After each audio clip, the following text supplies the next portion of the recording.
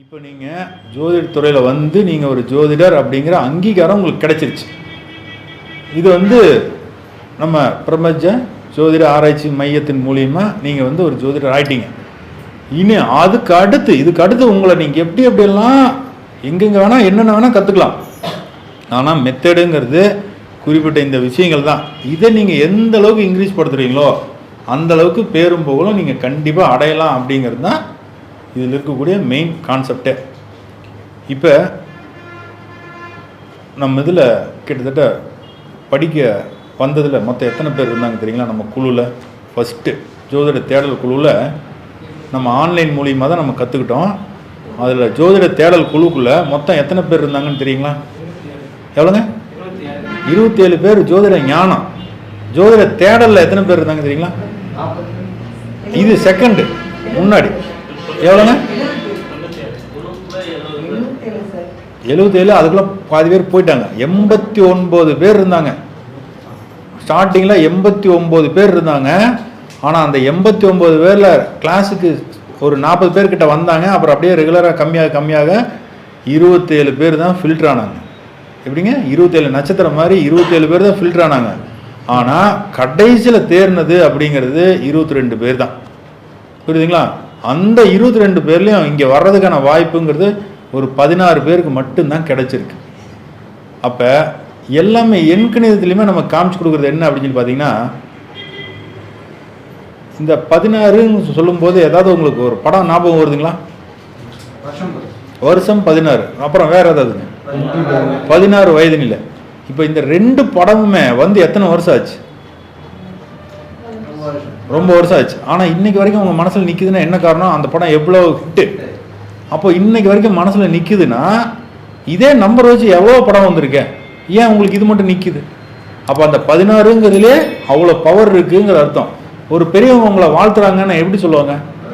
16 பெற்று பெருவாழ்வு வாழுங்கன்னு சொல்லுவாங்க. அப்போ 16 பெற்றுட்டீங்க, இனி பெருவாழ்வு வாழ போறீங்கன்னு அர்த்தம். புரியுதுங்களா? கண்டிப்பா எல்லாரும் நல்லா இருப்பீங்க. இதுல வந்து இங்க பாருங்க, இவங்க இல்லை இவ்வளோ நேரம் இருந்தாங்கல்லங்க, இவங்கெல்லாம் பெரிய ஆளு நம்மலாம் சின்ன ஆளுங்கிறது மட்டும் நினைக்கவே நினைக்காதீங்க. எல்லாரும் கற்றுக்கிட்டு தான் இருக்கோம். நமக்கு கல்வி கடவுளாக இருக்கக்கூடிய சரஸ்வதி தேவியுமே இன்னமும் கற்றுக்கிட்டு தான் இருக்காங்க. புரியுதுங்களா? உங்களுக்கு சொல்லிக் கொடுக்கறதுக்கு வழிகாட்டுறதுக்கு என்னை முன்னாடியே ரெடி பண்ணிட்டேன் ஆண்டவன்.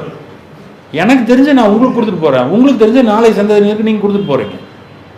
புரியுதுங்களா? அப்போ நீங்கள் தெரிஞ்சுக்கிறீங்க அப்படின்னா ஏதோ ஒரு காரணம் இல்லாமல் நீங்கள் தெரிஞ்சுக்கல, அதை மட்டும் நம்புங்க. எதுவும் காரணம் இல்லாமல் நீங்கள் தெரிஞ்சுக்கல, ஏதோ ஒரு காரணம் இருக்குது, அதனால தான் தெரிஞ்சுக்க வைக்கிறான் இறைவன் அப்படிங்கிறத மட்டும் நம்புங்க. நீங்கள் மற்ற சாமியெல்லாம் கும்புறது வேற. எப்படிங்க? மற்ற சாமியெல்லாம் கும்புறது வேற. ஜாதகம் குறித்து சொன்னார், உடம்புல இருக்கக்கூடிய மலம் கழிக்காமல் குளிக்காமல் பார்க்கக்கூடாது அப்படிங்கிறது. இது வந்து என்ன காரணம்னா, நம்ம டிஸ்டர்பாக இருக்கும். ஒருத்தர் வந்து ஜாதகம் கேட்க வரும்போது இங்கே வயிற்று கலக்கிட்டு இருக்கும், கட்டப்பட்டாங்க. இவன் வேற என்னங்க எனக்கு நல்ல பொண்ணு கிடைக்குங்களா அப்படின்பா. உனக்கு கிடைக்கும் டர்ருங்க, இங்கே உள்ள டர்ருங்க ஸோ சாமி அப்படின்ட்டு இங்கே அவசரத்தில் என்னமா ஓய் இந்த பொண்ணு செட் ஆகாதுப்பான்னு கொடுத்து அவன் போனதுக்கப்புறம் இங்கே குடுக்குறன்னு ஓடிடுவான். ஆனால் அந்த ஜாதகம் உண்மையிலே செட் ஆகாத ஜாதகமாக இருக்கும். அது போய் வேற ஒரு இடத்துல கொண்டு போய் கொடுத்து ஏய் சூப்பர் ஜாதகம்ப்பா அப்படின்னா அவர் அங்கே சூப்பர்ன்ட்டாரு, இவரு சூப்பர் இல்லைன்ட்டாரு. ஏங்க அவர் சூப்பர்னு சொல்றாங்க, திரும்பி பார்த்தா ஏப்பா நான் இந்த ஜாதகமாக பார்த்தேன், இது நல்ல ஜாதகம். அப்புறம் அன்னைக்கு மட்டும் வேணாம் நீங்க, அன்னைக்கு நானே நம்ம சொல்ல முடியும் அப்படியே கலக்குச்சின்னு. இந்த மாதிரி தொந்தரவுலாம் வரக்கூடாதுங்கிறதுக்காக தான் வந்து எல்லா காலை கடன் முடிச்சிருங்க, ரெடியாக இருங்க, நீட்டாக இருங்க. ஏன் குளிச்சிருங்கன்னு சொன்னார்னா, முதல்ல நம்ம சுத்தமாக இருக்கணும், தெளிவாக இருக்கணும். நம்ம தூங்கி எழுந்திரிச்சு முடி சீவாமல் பல்லு விளக்கிட்டு இருக்கும்போது ஜோசியம் சொல்ல வர்றாங்கன்னா எப்போ இரு அப்படின்னு ஒரு படத்தில் தில்லுமுள்ளுன்னு ஒரு ரஜினி படத்தில் அப்படியே கேட்டு அப்படியே ரஜினி அப்படியே ஸ்டெயிலாக காலை திறந்துட்டு அப்படியே வருவார், தள்ளி விட்டு தோட்டக்காரன் திறப்பான், ஓனருங்கப்பா வருவார், அவங்கள்ட்ட ஸ்டைல் கட்டுவான். அப்போ தோட்டக்காரன் அவன் தான் ஓனரு. ஆனால் ரஜினி என்ன நினச்சிக்கோ, அப்படி தோட்டக்காரன் நினச்சி அவனுக்கு தெரியும், இருந்தாலும் அப்படி நடிப்பான். ஆனால் நிஜமாக நிறைய பேர் ஒரு ஓனரை தொழிலாளியாக நினச்சிக்கிறது, தொழிலாளி பந்தாவை உட்காந்து ஒரு டாக்டர் மாதிரி ஒருத்தன் உட்காந்துருப்பான் கோட்டு போட்டு ஹாஸ்பிட்டலில், அந்த கம்பவுண்டர் டாக்டர் இல்லாத நேரத்தில் ஒருத்தன் வந்தவொடனே என்ன பண்ணுவான், இவன் அவங்ககிட்ட விளாட்லான்னா டாக்டர்னு நினச்சிட்டு டாக்டர் எனக்கு உடம்புல அவனுக்கு ஒரு சந்தோஷமா இருக்கும், நம்ம டாக்டர்னு கூப்பிட்டாலுப்பா அவனுக்கு தெரிஞ்ச ஒரு ஊசி எடுத்து போட்டுவிட்டு அனுப்பி விட்டுருவான் இல்லைங்களா? அப்போ நம்ம எந்த இடத்துல இருக்கோங்கிறத முதல்ல நம்ம யாருங்கிறதையும் தெரிஞ்சுக்கணும். சரிங்களா? பாருங்க, சிரிச்சதுல எல்லாத்தையுமே மறந்துடுவாங்கிற மாதிரி இது அமைதி படத்துல கதையில சொன்ன மாதிரி தான். டேய், உங்களுக்கு 2 இடத்துல பேசிக்க மாட்டீங்களா? சண்டை அண்ணா சிரிச்சதுல சண்டை போடுறத மறந்துட்டேனேங்கிற மாதிரி இங்க சிரிச்சதுல மறந்துட்டேன். என்ன கான்செப்ட் பேசினோம்? 16 கரெக்ட். பாத்தீங்களா? அப்போதான் கரெக்டா இருக்காரு. அந்த காரியத்துல கண்ணு கருத்துமா இருக்காரு பாருங்க. அப்படிதான் இருக்கணும். அப்ப ஒவ்வொரு எண் கணிதத்திலையும் பலன் இருக்கு, ஜாதகத்திலையும் பலன் இருக்கு, எல்லாம் நம்ம சாப்பிட்ற சாப்பாடுல கூட பலன் இருக்கு. புரியுதுங்களா? முதல்ல நம்ம எப்படிப்பட்ட தன்மையில பிறந்திருக்கோங்கிறத நம்ம முதல்ல தெரிஞ்சுக்கணும். எல்லாரும் இத்தனை பேர் இருக்கோம், ஒவ்வொருத்தவங்க ஒவ்வொரு கிழமையில பிறந்திருப்போம். ஒரு 4-5 பேர் ஒரே கிழமையில கூட பிறந்திருப்போம். ஆனால் ஒரே நேரத்தில் பிறந்திருப்போம், ஒரே நேரத்தில் கூட பிறந்திருக்கலாம். ஆனால் வருஷம் மாறும், வருஷம் மாறும் இல்லைங்களா? அப்போ யார் முதல்ல என்ன தன்மையில் பிறந்திருக்கோம் அப்படிங்கிற அந்த பிறவி ரகசியம், அந்த பிறந்த தேதி, மாதம், வருஷம், பிறந்த ஊர், அதை முடிவு பண்ணும்.